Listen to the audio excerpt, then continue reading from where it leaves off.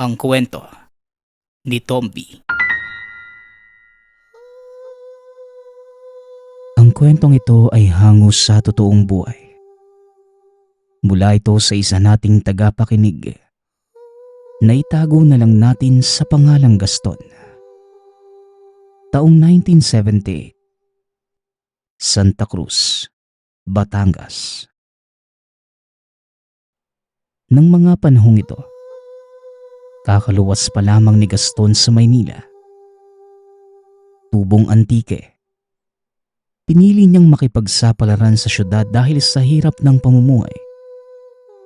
Pangkaraniwang binata kung titignan. Ngunit ang katotohanan ay mula siya sa angkan ng mga manggagamot at antingero. Ang ama ay kilala bilang isang mahusay na albularyo sa lugar. Samantalang ang ina naman, mula sa lahi ng mga babaylan. Ipinanganak ang binata na may likas na kakayanang magpagana ng mga dasal. At sa edad na 10 taon, sinimulang linangin ng kanyang ama ang kakayanang yon. Sa edad namang 15, nakuha ni Gaston ang unang gamit. Ito ay isang uri ng medalyong gawa sa baong walang mata. Sa pamamagitan ng kakayanang magpagana ng mga dasal, nagawa niyang palakasin ang gamit. Naging kasangkapan niya ito upang ipagtanggol ang sarili. Sa kabila ng taglay na lakas, sadyang mahina ang loob ng binata. Yung tipong hindi ito makikipag-usap kung hindi mo uunahan. 20 taon na siya nang magpasyang lumuwas ng Maynila para kahit papano ay matulungan ang mga magulang. Pagkababa pa lamang sa barko, nagkaroon na ito ng hindi kaaya-ayang karanasan. Sinubukan siyang gulangan ng isa sa mga porter. Hoy boss, ako nang magdadala ng mga gamit mo. Bungad ng porter sa kanya. At dahil hindi naman naghihinala si Gaston, kagad niyang iniabot ang bag dito.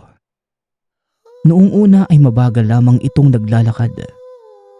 Pero nang makapasok sila sa mataong lugar, kagad kumaripas ng takbo ang porter. Napailing na lamang si Gaston. Kagad niyang sinundan ang mandarambong hanggang sa naabutan niya itong papasok sa isang eskinita. Akmang papasok na sana ngunit pinigilan siya ng isang matanda. Ay nako iho, kung ako sa'yo, hindi na ako tutuloy sa eskinitang yan. Mapapahama ka lang. Banta ng matanda. Pero ngumiti lamang si Gaston at kagad tumuloy papasok. Nang marating ang dulo ng eskinita, nakita niya ang 6 na kalalakihang nag-aabang sa kanya. Isa sa mga ito ang porter na nagtakbo ng bag niya. Uy kaibigan, ayoko sana ng gulo eh. Akin na yung bag ko. Wika ni Gaston. Ngunit pinagtawanan lamang siya ng mga kalalakihan. Gusto mong makuha? Kunin mo kung kaya mo. Wika ng porter. Sabay sugod kay Gaston. Napailing na lamang ang binata. Ay nako, ang kukulit niyo naman. Pasensyahan na lang tayo ah. Wika ni Gaston. Sabay salo ng suntok ng sumugod na lalaki. Nang mahawakan na niya ang kamay nito, kagad niya itong pinilipit. Napaluhod ang lalaki at napasigaw sa sakit. Isa-isa namang sumugod ang mga kasamahan ng porter. Pero pinagsisipa lamang sila ni Gaston. Nagsipagbagsakan ang mga ito sa semento habang kanya-kanyang hawak ng mga tiyan. Ay nako, kung binigay niyo na lang sana yung gamit ko, hindi na tayo humantong sa ganito. Wika ni Gaston. Sabay dampot ng bag. Naglakad palabas ng eskinita. Muli siyang sinalubong ng matanda at sa pagkakataong yun, Nagpakilala ito sa pangalang Mang Elias. Utoy, alay, napaghihinuha kong ikay bago din sa Batangas ano. Siya nga pala, ang pangalan ko Elias. Ikaw ba? Meron ng matutuluyan din Pagpapakilala ng matanda. Kaagad namang tumugon si Gaston. Manong, wala pa nga po eh. Nagbabakasakali lang akong makahanap ng trabaho dito sa Maynila. Tugon ng binata. Pero hindi na nito naituloy ang sasabihin dahil kagad tumawa ng napakalakas ang matanda.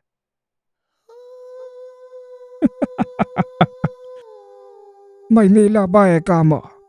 Abay Utoy, ikay naligaw. Batangas pa lang aring binabaan mo. Bakit ga ikay bumaba ng barko ng alanganin? Wika ng matanda habang patuloy pa rin sa pagtawa. Po, Batangas? Naku naman kapag minamalas ka nga naman. Tugon ni Gaston. Sabay hawak ng noo. Kagad naman siyang inakbayan ng matanda at muling nagsalita. Huwag ka nang mag-alala Utoy. May bus na bumabiyahe papuntang Maynila. Hayaan mo't ihahatid kita doon. Wika ng matanda. Ngunit may malaking problema si Gaston. Wala siyang dalang ibang pera maliban lamang sa pangkain niyang 20 pesos. Salamat po Mang Elias ha. Pero wala po akong perang pampamasahe. Bebente na lang po itong pera ko. Tugon ng binata. Sabay pakita ng 4 na 5 pisong papel sa matanda. Ay naku naman. Pero teka, ano nga pala ang pangalan mo iho? Tanong ng matanda. Kaagad namang nagpakilala ang binata. Gaston po manong. Tugon nito. Kaagad siyang inaya na matandang umuwi muna sa tahanan nito. Tamang-tama din ang dating ni Gaston dahil naghahanap pala ang matanda ng taong makakasama sa koprahan. Alam mo Gaston, huwag ka na kayang lumuwas ng Maynila. Dumito ka na laang. Ako'y may maliit na koprahan doon sa aking yogan. Kailangan ko din na magbubuhat ng mga sako Wika ng matanda. Hindi na din naman tumanggi pa ang binata. Napag-isip-isip niya na mapapagastos lamang kapag lumuwas pa ng Maynila. Samantalang dito kay Mang Elias, libre na ang tahanan at kain.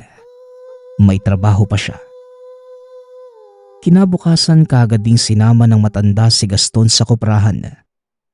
Itinuro nito sa binata ang mga dapat gawin. Mula sa paglulukad ng mga niyog hanggang sa pagbibilad ng mga ito.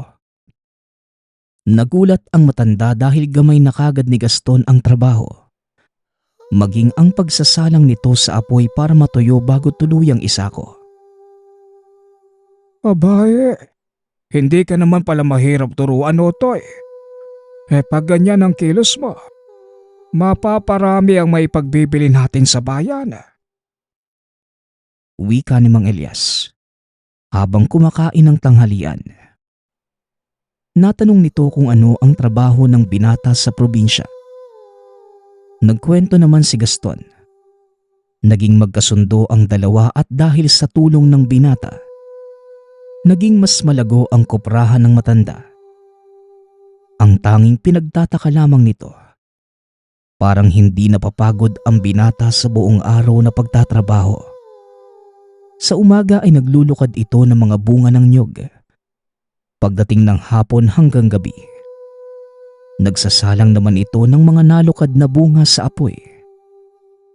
Maging ang pagbubuhat ng mga isinakong kopra ay hindi inatrasan ni Gaston.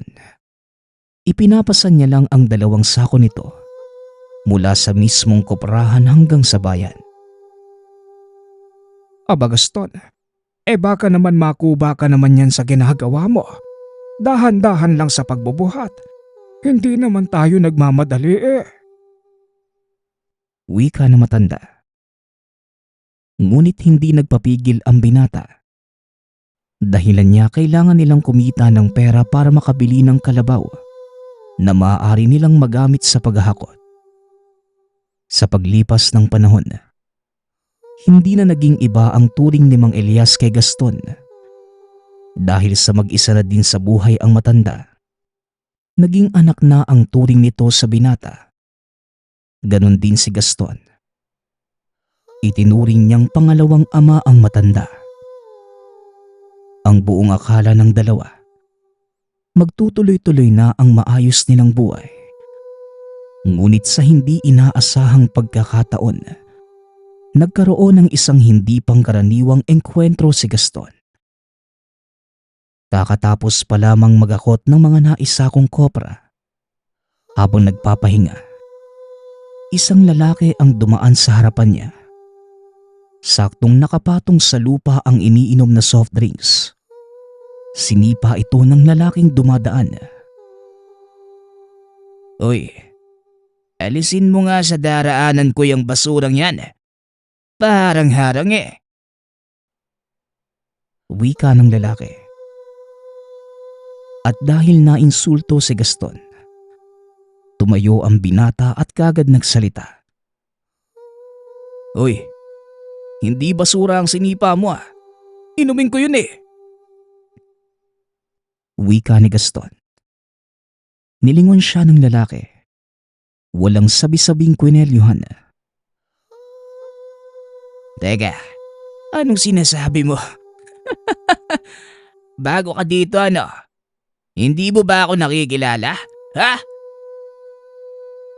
Muling wika ng lalaki. Hinawakan ni Gaston ang kamay nito. Kagad naman yung binitawan ang binata. Napakalakas kasi ng pagkakapiga nito sa braso niya. Hindi kita kilala. Hindi mo rin naman ako kilala. Kaya kung ako sa'yo, bitawan mo ang damit ko. Banta ni Gaston. Kagad namang napaatras ang lalaki at muling nagsalita. Aba, walang hiya ka. Tandaan mo ang araw na ito. Gagawin kong miserable ang pagtira mo dito sa bayang to. Wika ng lalaki sa bayales. Sakto namang dumating si Mang Elias. Nakita pala nito ang mga nangyari. Hoy Gaston, ayos ka lang ba? Sinaktan ka ba ng taong yon? Tanong ng matanda. Hindi naman po, Manong. Tara na nga po. Umuwi na lang tayo. Tugon ng binata. Kagad na din silang naglakad pa uwi. Habang nasa daan, napansin ni Gaston na balisa ang matanda.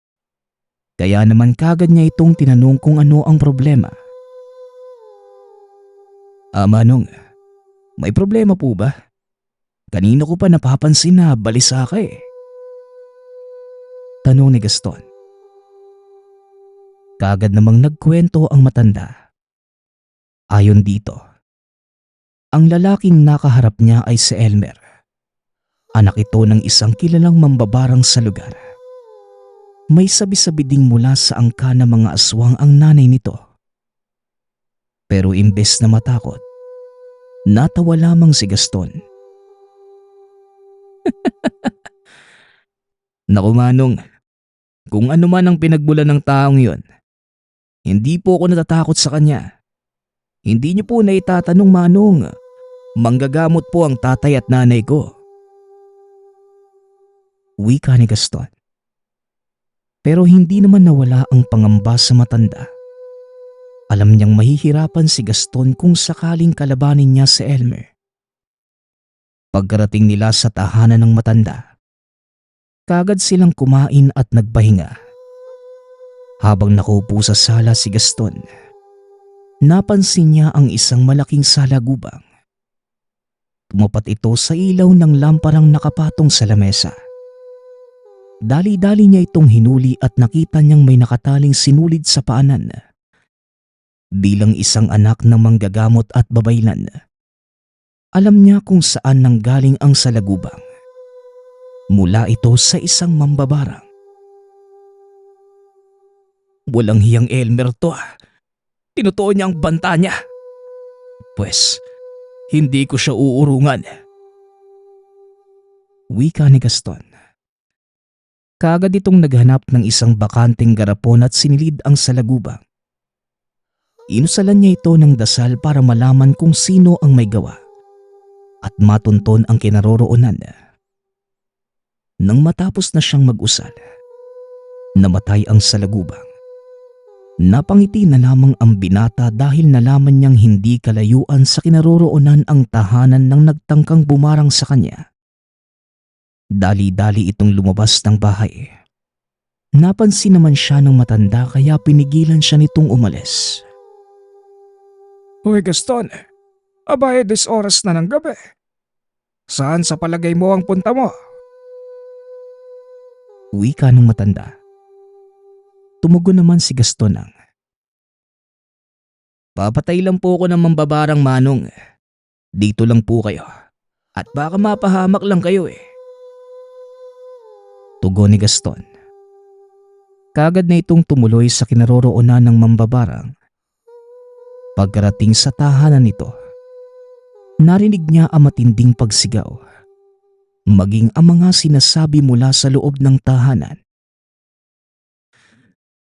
Magbabayad sa akin na may gawa nito sa iyo, tay.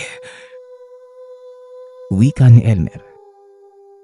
Hindi na nagsayang pa ng oras si Gaston. Kaagad niyang sinipa ang pinto ng tahanan. Nagsipagtayuan ang mga taong naroroon. Hoy, ikaw yung nakaengkwentro ko kanina sa may bagsakan ah. Ikaw ba ang may kagagawa nito sa aking ama? Tanong ni Elmer. Oo, ako nga. Sa palagay niyo, malulusotan niyo ako sa pamamagitan ng barang? Pwes, sasabihin ko sa inyo, nagkakamali kayo ng binangga. Tugon ni Gaston. Ngunit lingid sa kanyang kaalaman, napapaligiran na pala siya ng iba pang kasamahan ni Elmer. Akmang susugod na sana si Gaston nang biglang may humawak sa paa mula ito sa silong ng bahay. Kaagad naman niyang sinipa ang kamay nito. Dahilan para mabitawan siya ng kung anong nilalang na humahawak sa kanya. Nang malaman niyang may mga kalaban sa labas ng tahanan, dali-dali din itong tumakbo palabas. Sa isip niya, mas makakalaban siya ng maayos dahil malawak ang bakuran nila Elmer. Ang lakas naman ng loob mong pasukin kami sa aming teritoryo, Dayo. Ngayon, pagbabayaran mo ang kalapastanganan mo. Wika ni Elmer. Sabay senyas sa mga kasamahan. Kaagad namang nagsisugod ang mga ito. Dali-daling bumunot ng punyal si Gaston na nakasuksok lamang sa tagiliran. Inusalan niya ito ng dasal at inundaya ng saksak ang sino mang mapapalapit sa kanya.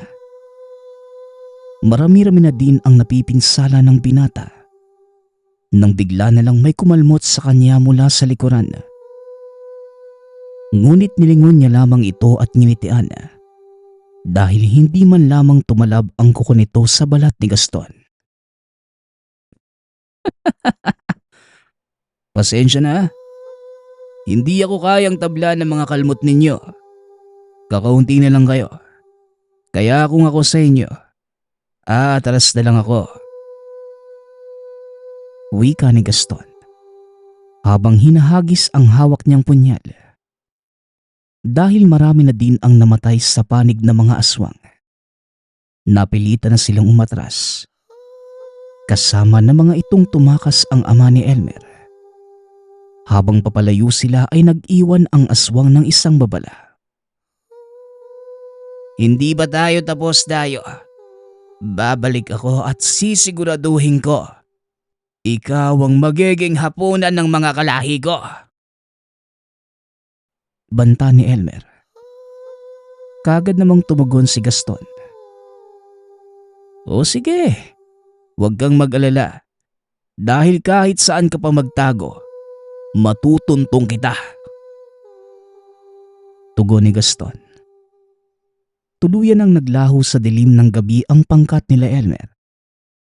Samantalang si Gaston naman, pasipol-sipol pang naglakad pauwi. Nang malapit na ito sa tahanan ni Mang Elias, nakita niyang nakaupo ang matanda sa labas ng tahanan. O Mang Elias, bakit nasa labas pa po kayo? Gabing-gabi na po ah. Tanong ni Gaston. Napangiti naman ang matanda at kagad na ding tumayo mula sa kinauupuan. Nag-aalala kasi ako sa iyo, Utoy. Mahirap kalabanin ng pamilya ng Elmer na yon. Naku kang bata ka.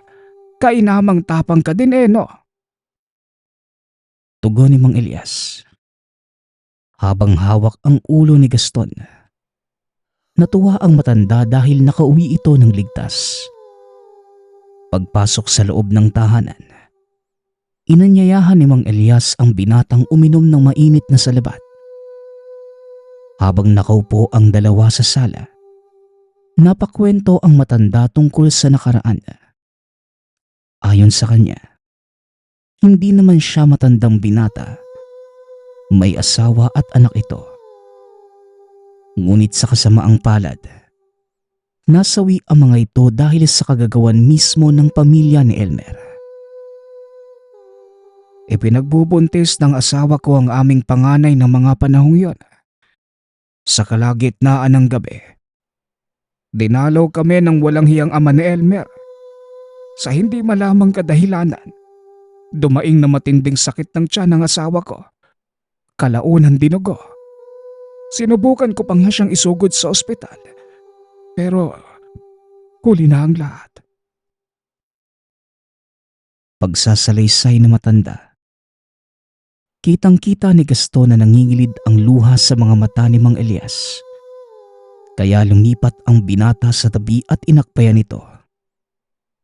Dagdag pa ng matanda, inakala niyang normal na pagkahulog lamang yun. Ngunit nang dalhin niya ito sa morgue, napag-alaman ng matanda na wala na ang sanggol na dinadala nito. Pinatay ng ama ni Elmer ang asawa at anak ko. Pero wala akong nagawa dahil hindi ko sila kayang labanan. Wika ni Mang Elias. Sa pagkakataong yon, tuluyan ng humagulgol ang matanda at pinakalma naman ito ni Gaston. Tahan na po Mang Elias. Huwag po kayong mag-alala. Ngayong nandito na ako, bibigyan natin ng hustisya ang pagkamatay ng mag-ina mo. Wika ng binata. Napagtanto din ito na ang hindi sinasadya niyang pagbaba sa barko sa maling pantalan, hindi isang aksidente na bunga ng pagka-ignorante, kundi ito ang kanyang misyon. Isang misyong alam niyang kaakibat ng taglay na lakas. Ipinangako ni Gaston sa sarili. Tutugisin niya ang pamilya ni Elmer at pagbabayarin sa ginawa nila sa matanda. Kinabukasan, kagad na nagpaalam si Gaston kay Mang Elias na magpupunta sa koprahan para magtrabaho. Ngunit papalabas pa lamang siya ng bakuran ng matanda. Kagad na niyang nasipat ang figura ng isang lalaking nakatayo sa daan. Medyo madilim pa na mga sandaling yun dahil hindi pa gaanong sumisikat ang araw. Nang makilala niya kung sino ang lalaki, kagad niyang sinabihan si Mang Elias na wag lalabas ng tahanan. Matapos yun, dali-dali itong tumakbo para puntahan ang lalaki. Kagad din itong nakalayo nang makita niyang papasugod na si Gaston sa kanya. Alam ng binata na siya ang pakay ng lalaking yun. Nangangamba ito dahil nakita ng lalaking kasama niya si Mang Elias. Kaya kagad sinabihan ni Gaston ang matandang umalis muna sa tahanan at sa koprahan mamalagi. Mas ligtas doon dahil medyo liblib ang lugar. Walang ibang nakakapunta doon kundi siya at si Mang Elias lamang. Ngunit habang nagmamadali silang umalis sa tahanan ng matanda, nakasalubong nila ang pangkat ni Elmer. Wala nang pagpipilian si Gaston kundi ang labanan ang mga ito para iligtas ang buhay ni Mang Elias. Manong, wag po kayong aalis sa likod ko ha. Ipagtatanggol ko po kayo. Ano man ang mangyari. Wika ng binata. Kagad nitong binunot ang punyal. Inantay na sumugod ang mga nilalang na nooy nakapalibot na sa kanila. Ngunit sa halip na sumugod, nagsipag-atrasan ang mga ito. Tanging si Elmer lamang ang naiwan sa gitna. Huwag kang mag-alala Dayo. Hindi namin gagalawin ang matanda. Ikaw lang ang pakay ko at lalabanan kita ng patas. Wika ni Elmer. Sinabihan din ito ang mga kasamahan niyang huwag makikialam sa laban. Kagad namang sinabihan ni Gaston si Mang Elias na magtago sa isang puno. Sumunod naman ang matanda. Nang matiyak ni Gaston na malayo na ito sa kanya, kagad siyang nag-usal ng dasal na pangdepensa habang hawak ang mutya ng baong walang mata. Napaluhod ang lahat ng kasama ni Elmer dahil sa lakas ng presensya ni Gaston. Maging si Elmer ay bahagya ding napaatras nang maramdaman niya ang napakainit na aura ng binata. Laking gulat ni Elmer dahil bigla na lang nawala sa paningin niya si Gaston. At nang maramdaman niya ulit ang presensya nito, nakatayo na ito sa kanyang likuran. Isang malakas na suntok ang natanggap niya mula sa binata. Dahilan para matumba ito at akmang babangon pa sana siya. Nang bigla itong tadyakan ni Gaston. Kitang-kita ang kakaibang panggigigil ng binata sa kanya. Sunod-sunod na suntok, sipa at hambalos ang natanggap ni Elmer mula sa binata. Hanggang sa hindi na ito makakilos, hinawakan ni Gaston ang buhok at marahang itinayo. Sabay sabing, Hindi ang mga kagaya mo ang magpapatumba sa akin. Mapaaswang ka man o mambabarang. Hinirang ako ng Diyos na may likha. Pinagkalooban ng pambihirang kakayanan para apakan sa ulo ang mga ulupong nakagaya mo. wika ni Gaston. Sabay gilit ng leeg ni Elmer. Nagsigawan naman ang mga kasamahan nito. Nilingon sila ni Gaston at akmang lalapitan. Nang biglang humarang ang isang matandang lalaki. Ito ang ama ni Elmer. Tama na binata. Sumusuko na kami. Napatunayan mo na ang iyong kapangyarihan. Kung maaari, hayaan mo na kaming makalis sa lugar na ito. At kung ano man ang maling nagawa ng angkang ko sa iyo, patawarin mo sana kami. Wika nito. Kagad namang tumugon si Gaston. Hindi kayo sa akin dapat manghingi ng kapatawaran, kundi kay Mang Elias. Dahil sa pagpatay niyo sa pamilya niya. Kung tutusin, lahat ng dahilan nasa akin upang patayin kayo.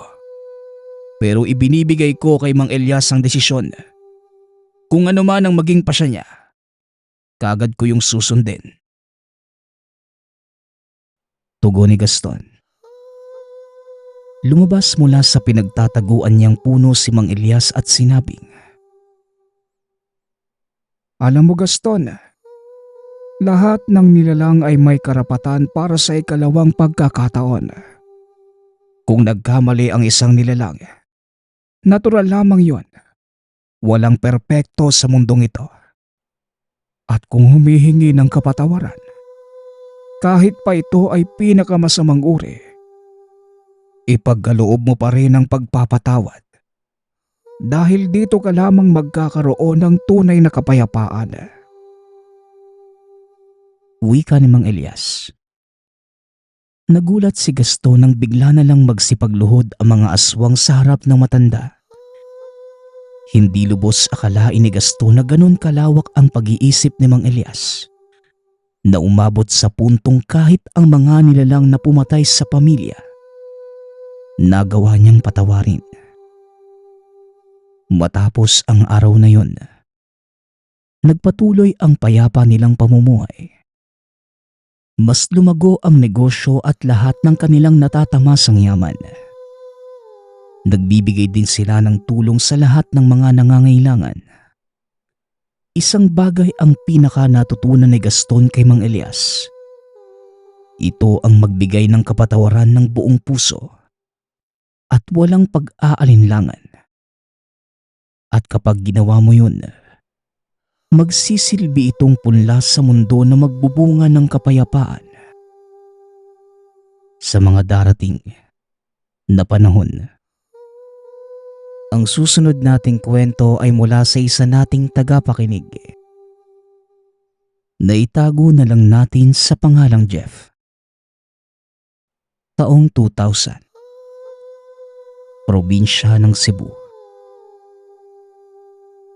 Bukas ang pamilya ni Jeff sa mga paniniwalang espiritual. Mapakakaibang bagay, nilalang at mga kaalaman.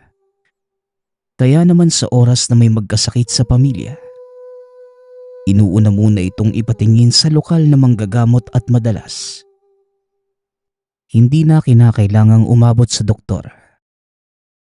Mulat sa pool hanggang sa kasalukuyan, may isang manggagamot na nakatawag ng pansin kay Jeff. Talagang kakaiba ang manggagamot na ito. Laway lamang ang ginagamit niya sa panggagamot ng mga pasyente. Bigla itong aagos sa bibig na matanda. Sobrang linaw at tila sariwang tubig. Ang manggagamot na nabanggit ay tawagin na lang natin sa pangalang Almitang. Malapit nang umabot sa 100 taong gulang. Ngunit nakakapagtakang maliksipang kumilos ang matanda. Nasa bandang bukid lamang ng Cebu nakatira. Hindi kalayuan sa kanilang tahanan. Isang araw, bigla na lamang sumakit ang dibdib ng asawa ni Jeff na tawagin na lang natin sa pangalang MM. Wika ng asawa. Bigla na lamang namanhid ang dibdib at tila tinutusok ng karayom. Ang masaklap, hindi sa labas, kundi sa loob mismo ng katawan. Hinala noon ni Jeff. Meron itong sakit sa puso. Kinakabahan siya noon dahil sa nangyari kay MM. Madami nang naiisip na negatibong pangyayari. Masasabing sa oras na magkaroon ka ng sakit sa puso, ibig sabihin lang, nasa panganib na ang iyong buhay. Napili noon ni Jeff na ipatingin muna sa albularyo ang asawa hanggang sa sinabihan siya ng tiyahin. Pati na rin ng mga pinsan na doon kay Almitang ipatingin si MM. Nagtataka noon si Jeff dahil wala naman siyang kilala na albularyo na nagngangalang Almitang. Kaya napatanong ito kung sino yon at ano ang ginagawa. Karaniwan na kay Jeff ang mga pamamaraan ng manggagamot. Ayon sa tiyahin, magaling itong manggagamot at talagang mapagkakatiwalaan. Nag-aatubili pa noon si Jeff dahil may nakasanayan na itong manggagamot. Ngunit nakikita niya ang kuryosidad ng kaanak kaya naman. Sinunod niya ang payo ng mga ito. Sakay ng motorsiklo. Maaga pa lamang ay dumating na sila sa bahay ni Almitang. Yun lamang ang oras na wala pa masyadong ginagawa ang matanda. Maraming dumadayo sa lugar. Natatagalan ang proseso sa bawat isa. Maswerte namang sila ang nauna noon. Kaagad nilang binati ang matanda at sinabing ipapagamot si MM. Nakabungad ang matanda sa bintana ng tahanan. Nakatitig ito sa asawa ni Jeff. Hindi pa kumikibo si Almita. Hanggang sa tumango na ito na ibig sabihin ay pumasok na sila ng bahay. Karaniwan lang ang tahanan ng matanda. Isang palapag. May buluwagang nababalot ng mga iba't ibang bulaklak at halamang gamot. Samantalang sa likod naman, kitang-kita nila ang malahod ng balon sa tabi ng malaking puno ng akasya. Magandang umaga po, Almitang. Sumasakit kasi yung dibdib ng asawa ko eh. Araw-araw na po itong nangyayari. Nag-aalala na po ako sa kanya eh. Bungad ni Jeff sa matanda. Ganun ba? Nakikita ko naman sa asawa mo na may sakit talaga. Maupo ka dyan na iha. Babalik din ako kagad. Tugon ni Almitang. Sinundan ito ni Jeff ng tingin kung saan papunta. Nakita niyang naglalakad ang matanda palapit sa balon. Uminto ito sa tapat. Medyo nawirduhan si Jeff sa nakita. Sapagkat yung matanda ay tila may kinakausap. Tumatango pa ito at ilang sandali lamang. Bumalik na sa tahanan. Iha. Anong araw ba sumusumpong ang sakit mo? Tanong ni Almita. Tuwing hihiga po ko. Paminsan, sa trabaho naman po, biglaan na lang pong sumasakit at nanghihina ko. Tugon ni MM. Mabuti naman. Kung sa takip silim o mula sa alas 5 hanggang alas 6, kulam yan. Pero ngayon naipaliwanag mo naman na hindi sa ganong oras. Normal na sakit yan sa katawan pero delikado. Huwag kang mandidiri, iha. Ganito talaga ang pamamaraan ko. Ipikit mo lamang ang mga mata mo at yumuko ka ng bahagya. Muling wika ng matanda. Mabilis na tumakbo sa isip ni Jeff noon kung ano kaya ang gagawin nito. At kung bakit sinabi na huwag mandidiri. Hanggang sa nakita niyang inilapit ni Almitang ang palad sa bibig. Maniwala man kayo sa hindi. Bumulubok doon ang laway papunta sa palad. Kakaiba at nakita mismo ni Jeff na hindi pangkaraniwang dura. Hindi ito malagkit at sa halip. Napakalinaw nito na tila galing sa bukal. Pinagubad ni Almitang ng pang-itaas sa MM.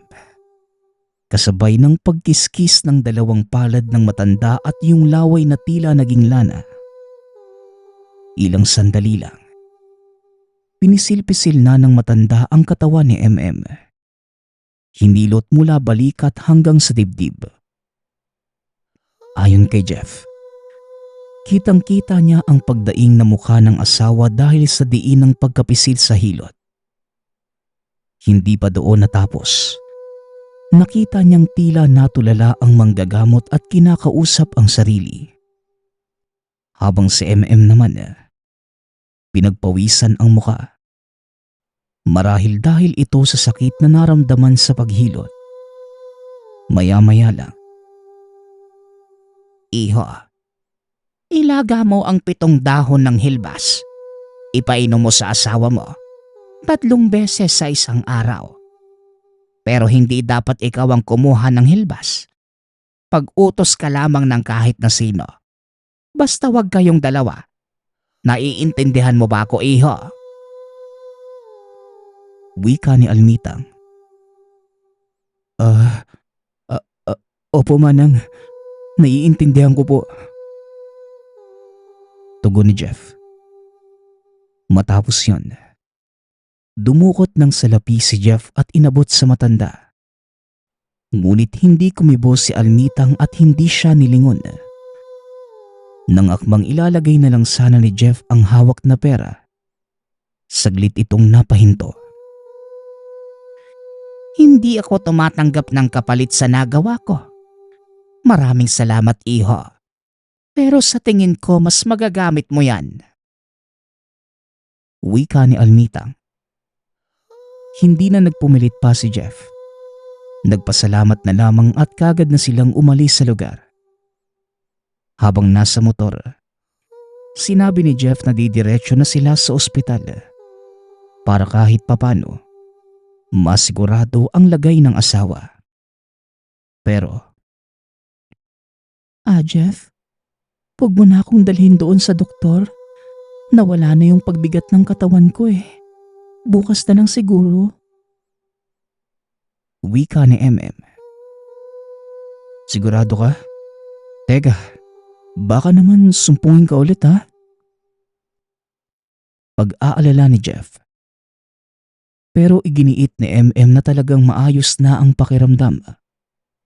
Pagkarating nila sa tahanan, nag-utos si Jeff sa pamangkin na kumuha ng dahon ng hilabas. Matapos yun, nilaga ito ni Jeff at yung sabaw ay pinainom kay MM. Isa noong matapos itong makapagtanghalian, sunod ay matapos makapaghapunan, at ang huli ay bago matulog. Maniwala man kayo sa hindi, nang gabing yun ay walang daing na inireklamo si MM. Mahimbing itong nakatulog at hanggang sa pagising sa umaga, naglaba pa ito ng sangkatutak. Sobrang nagulat si Jeff sa nakita sa asawa. Napakasigla nito at hindi makikitaan at tinamaan ng sakit. Noong may sakit si MM, naantala ang trabaho niya dahil doon. Pero na mga sandaling yun, tila nanumbalik ang buong lakas ni MM. Tinanong muli ni Jeff kung meron pa bang sakit sa katawan ng asawa. Wala na. Napakasarap nga ng tulog ko kagabi. Nga pala, mag-almusal ka muna. Wika ni MM. Hindi nakapagsalita si Jeff ng mga sandaling yun. Napatango na lamang ito dahil sa mga katanungan sa isipan. Sa pagkabagabag, lumapit siya sa ina na tawagin na lang natin sa pangalang Nanay Kusing at nagtanong, Nay, kilala niyo po ba yung manggagamot na si Almitang? Kasi po, di ba may sakit si MM? Tingin ko, gumaling na kagad siya eh. Ginamot po siya ni Almitang. Wika ni Jeff. Ganun ba? Abay maraming salamat. Si Almitang pala ang pinuntahan niyo. Si Almitang anak. Kilala yan na napakagaling na manggagamot. Kaya nga lang, hindi ko nasubok na pumunta sa kanya maliban na lamang sa tiyahin mo. Tugon ni Nanay Kusing. Sa pagpapatuloy ng mga salaysay ng ina, si Almitang noong pagkadalaga, nagkaroon ng malubhang sakit na hindi matukoy ng kahit sinong doktor. Sinasabi lang ng mga ito, basta komplikasyon sa dugo at iba pang ugat sa katawan, pero walang detalye kung ano bang klaseng sakit. Butot balat na ito ng mga panahong yun. Nakasalampak ang katawan sa banig na tila nag-aantay na lamang ng kamatayan. Tumagal pa yun ng 3 taon. Ngunit habang tumatagal, lalong lumalala ang sakit ni Almitang. Habang ang mga magulang naman niya noon, unti-unti na lamang tinanggap ang kanyang kahihinatnan. Hanggang sa isang hapon, biglang nagsalita si Almitang at nagpatulong sa ama. Tatayo ito dahil may kailangan siyang gawin. Laking pagtataka naman noon ng mga magulang. Dahil yun ang unang beses nilang narinig ang anak na nakapagsalita ng maayos. Madalas, ungol lang, huni o kaya na may hikbi tuwing umiiyak. Dali-dali namang inalalayan ng ama si Almitang. Pagkaupo ng maayos, pinasandal ito sa dingding. Nagmistulang alambring nakabaluktot ang katawan sa sobrang payat. Ano anak? Ano nga ang gagawin mo? Kaya mo ba anak? Tanong ng tatay ni Almitang. Ang sabi naman niya ng mga sandaling yun, hayaan na lang muna siyang nakasandal. Nang mga oras na yon, napaiyak na lamang bigla ang nanay niya sa hindi malamang dahilan. Pumasok sa isip nito na yun na ang huling habilin ni Almitang. Kadalasan sa mga malapit ng mamatay, sinasabi nila kung anong bagay ang gusto nilang gawin. Hindi na matiis na mga kapatid ni Almitang na matitigan siya. Hindi naman noon gumagalaw si Almitang. Kaya naman, nilagyan nila ng unan ang bawat gilid upang mabalanse ito at hindi matumba. Hanggang sa ginabi na lamang ang mga kaanak, ganun pa rin ang posisyon ni Almitang. Matapos masubuan ng lugaw, binahiga na ito ng ina. Ngunit umiling si Almitang at sinabing mas gusto niyang nakaupo para kahit papano maranasan niyang muli yun dahil ilang taon na din siyang nakahiga. Napaiyak ang ina ni Almitang at niyakap na mahigpit. Hanggang sa lumalim ng lumalim ang gabi, nakabantay lang ang ina ni Almitang hanggang sa nakatulog na lamang. Pero ang tatay ni Almitang, naroon sa maliit na beranda. Doon ito natutulog para bantayan ang mga alagang manok. Hanggang sa bigla na lamang nagising ang tatay ni Almitang. Nagulat at sobrang nagtaka nang tumayo si Almitang ng diretso. Tila walang sakit. Naglakad ito palabas ng bahay at dumaan pa sa harapan ng ama. Ayon sa tatay ni Almitang, nakatitig lang ito sa kanya at nakangiti. Hanggang sa tuluyan ng makalabas ng tahanan at tumiretso papunta sa balon. Buong akala pa noon ng ama ni Almitang, tatalon siya sa balon. Kaya mabilis itong tumakbo para pigilan ang anak. Subalit huminto si Almitang at umupo sa gilid ng balon. "Huwag kang mag-alala, tay. Magpahinga ka lang po at matulog ulit. Pangako, walang mangyayari sa akin. Gusto ko lamang maglakad-lakad." Wika ni Almitang. Napakakalmado ng muka. Nanatiling nakangiti at hindi mo makikitaan ng problema. Hindi din halatang may sakit kahit payat pa rin. Dahil sa naipakita ni Almitang sa ama, tumango na lamang ito at bumalik sa tahanan. Kinabukasan, nakita ng mga magulang na nakahiga na si Almitang sa katre. Pero himalang masigla ito at malaya nang nagagawang umupo at tumayo.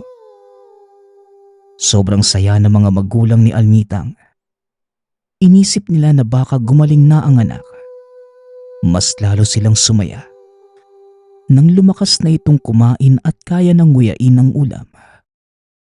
Hanggang sa lumipas ang ilang mga araw, unti-unti nang nanumbalik ang katawan ni Almitang. Pero malaki ang pinagbago ng ugali nito. Kung noong walang sakit, maingay, makulit at malikot, ngayoy tahimik, seryoso at napaka-misteryoso. Bigla na lamang itong nawawala at babalik. Pero hindi nila alam kung saan galing. Hindi naman din nagsasabi si Almitang. Isang araw may kapitbahay silang nagkasakit. Bata na nasa 7 taong gulang. Walang pera kaya hindi madala sa doktor at sa mga manggagamot lamang inilalapit. Hindi ito gumagaling at ayon sa nalaman nila, kinukulam ang may sakit. Hindi mapakali si Almitang. Panay ang bulong nito sa sarili na nais niyang tulungan ang bata. Kaso ang sabi naman ng ina, ano bang maitutulong ni Almitang sa bata? Hanggang sa nagpumilit na si Almitang, sinamahan naman siya ng ama papunta sa tahanan ng batang may sakit. Malapit lang naman ang tahanan. Lupain lamang ang pagitan kaya madali silang nakarating. Sumakto namang may albularyo at nasa proseso ng panggagamot. Lumapit si Almitang sa albularyo. Maaari po bang ako ang gumamot pagkatapos ninyo? Wika ni Almita. Nanlaki ang mga mata ng manggagamot na tila nagalit sa ginawa niya. Kaya tumango na lamang si Almitang para makaiwas na may makapansing iba. Tahimik na naupo sa gilid si Almitang hanggang sa natapos na yung manggagamot at sinabing hinahayaan na niyang gamutin ng dalaga ang bata. Niluwagan nito ang mga orasyon para hindi sila maglaban sa gitna ng katawan ng pasyente. Nga pala, ang proseso sa panggagamot. Kapag nilipat mo ito sa ibang albularyo, kailangang magpaalam ka muna sa nauna. Iniiwasan itong mas lumala ang sakit lalo na't may mga orasyong nilagay. May magkakaibang orasyon ng bawat isa. At maaaring hindi ito akma at lalo lang mapahamak ang pasyente. Kaya kailangang tanggalin muna ng nauna ang orasyon bago pumasok ang isa. Yun nga ang ginawa ng isa pang manggagamot. Pero akala niya, mag-oorasyon din si Almitang. Ngunit hindi. Hinawakan lamang ni Almitang ang katawan ng bata. Dinuraan ang kamay at pinahid. Umiyak pa ang bata dahil sa sakit. Subalit patuloy lamang sa ginagawa si Almitang. Matapos yun, nagpaalam na si Almitang na umuwi. Hindi man lamang sinabi kung gagaling na ba ang pasyente. Nagtataka ang lahat ng mga nakakita. Iniisip nilang baka napag-iwanan na ng tamang pag-iisip si Almitang. Nagalit pa ang mga magulang ng bata at sinabing, bakit hinayaan ng manggagamot na gawin yun ni Almitang? Hindi nagsalita ang manggagamot. Sa halip hinawakan nito ang bata. Maniwala man kayo sa hindi. Gulat na gulat ang manggagamot. Kalmado na ang daloy ng dugo ng bata. Normal na ito matapos niyang hawakan ang pulso. Nawala na din yung kakaibang presensya sa pasyente. Sa pagkakaalam ng manggagamot na yun, kinukulam ang bata. Pero naalis na ito. Ilang sandali lang bumangon ang bata at nanghingi ng tubig. Napailing na lamang ang manggagamot. Magaling na siya. Nawala na ang kulam at lumakas na muli ang katawan. Nakakamangha. Sa pamamagitan lamang ng laway, kagad niyang napagaling ang bata. Ano kayang meron sa kanya? Wika ng manggagamot. Dahil sa pangyayaring yun, naisipan ng manggagamot na bisitahin si Almitang. Kilala niya ang dalaga at sa katunayan, isa ito sa mga manggagamot na tumingin kay Almitang. Pero ngayon, hinala niya ay may tahas si Almitang kaya gumaling ito at nabuhay. Nang araw ding yun, kinausap ng manggagamot si Almitang. Gusto niyang alamin ang ginawa ng dalaga upang kahit papano magkaroon siya ng ideya sa pamamaraang yun. Hindi nagsasalita si Almitang. Tila nagdadalawang isip at may tinatago. Hanggang sa nakumbinsi ng manggagamot ang dalaga at dito niya sinalaysay ang lahat. Ayon kay Almitang, noong nagkasakit siya, panay ang dasal niya na bigyan pa ito ng mahabang buhay. Taimtim siyang nagdadasal at sinabing, basta pagalingin lamang siya lahat ay gagawin. Hanggang sa isang gabi, na naginip si Almitang, nagpakita sa kanya ang Birheng Maria. Sinabing nadinig nito ang paulit-ulit na panalangin ni Almitang. Gusto niyang tulungan ang dalaga pero may mga kondisyon. Ang pinagpalang babae, mananatiling babae, walang inaasahang kabiyak, walang sasamahang lalaki, at mananatiling birhen. Sumasalamin ito bilang tagapaghalili ng isang banal na babae. Bukas, pumunta ka sa balon. Doon mo ko makikita at doon mo palagi akong masisilayan. Wika ng berhen sa panaginip ni Almitang. Pagkagising kinaumagahan, yun na ang mga sandaling gusto niyang bumangon sa pagkakahiga. Maski siya noon, hindi makapaniwala kung bakit nagawa niyang tumayo. Alam niya sa sariling may gumagabay sa kanya. Noong magkausap sila ng berhen, dinagdag pa nito na ang balik sa pagtulong sa kanya ay pagtulong din sa iba. Kung sakaling suwayin ni Almitang ang mga kaukulang patakaran, babalik muli ang sakit ng dalaga. Dagdag pa ng Birheng Maria, ang pagtulong sa kapwa ay hindi kailangan ng kapalit. Sapat na ang buhay na idinugtong para sa kanya. Tumango lamang si Almitang at pinanumpaan ang lahat ng mga utos. Dahil halos araw-araw siyang ginagamot noon, ang pagdura lamang ang nagaya niya sa mga albularyo. Ito ang pakiramdam niyang pinakamabisa. Kaya naman dura din ang ginamit niya. Nagtaka din siya noon nang gamutin niya ang bata. Doon mas tumakas ang pag-agos ng laway. Marahil yon ay sinasakyan ng gabay. Ayon na din sa sariling kagustuhan. Hindi makapaniwala noon ang manggagamot pero napagtanto sa sarili na maaaring totoo dahil talagang patay na dapat si Almita. Ngunit himala itong nabuhay. Marami akong narinig na kwento sa tahas ng berhen. Pero sa'yo ko lang nakita ang lehitimo. Akala ko pa naman, mga orasyon, pero gabay mo pala ang Birheng Maria.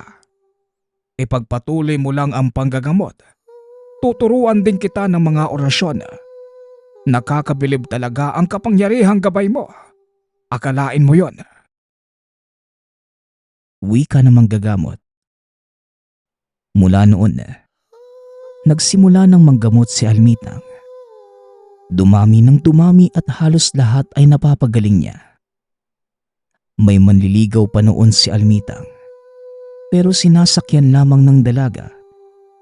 Hindi pinapatulan ang pag-aalok nito sa kanya. Hanggang sa tuluyang tumanda at nanatiling imahe siya ng birhen. Walang mansya. Hindi sumalungat sa tungkulin at binitawang mga salita. Naniniwala naman si Jeff sa mga salaysay ng ina, sapagkat nakita niya mismo ang pagpunta ni Almitang sa balon. Sigurado ito sa sariling kinakausap nito ang gabay para pagalingin si MM. Sa ating mga tagapakinig, iba talaga ang mga taong tumutulong ng walang hinihintay na kapalit. Hindi man sila mayaman sa salapi, ngunit patuloy pa rin ang biyayang dumadating sa kanilang buhay. Hanggang sa kasalukuyan, malakas pa rin si Almitang at patuloy na nanggagamot sa pamamagitan ng laway. Nagpapasalamat nga pala ako sa nagpadala ng ating kwento. Naway nagustuhan niyo ang inyong napakinggan. Nagpapasalamat din ako sa lahat ng patuloy na nakikinig at sumusuporta sa ating channel. Naway patuloy niyong suportahan at pakinggan ang ating mga kwento. Hanggang sa muling pakikinig. Paalam.